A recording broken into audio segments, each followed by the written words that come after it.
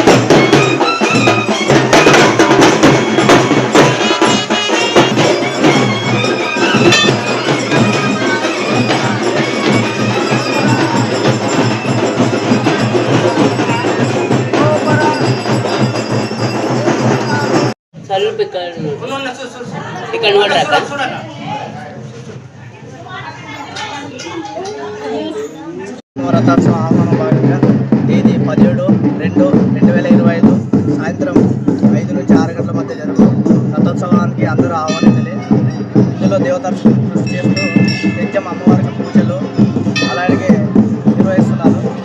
భక్తులు వచ్చినటువంటి భక్తాదులకు ఎలాంటి ఇబ్బంది కలగకుండా వాహనాలు నిలపడానికి ట్రాఫిక్ లేకుండా వాహనం నిలపడానికి కానీ తర్వాత భక్తాదులకు నీరు సౌకర్యం కానీ వచ్చిన భక్తాదులకు క్యూ లైన్ ఏర్పాటు చేయడం జరిగింది. భక్తులకు ఎటువంటి ఇబ్బంది కలగకుండా అందరికీ అన్ని ఏర్పాట్లు చేయడం జరిగింది. దేవతార్చకులు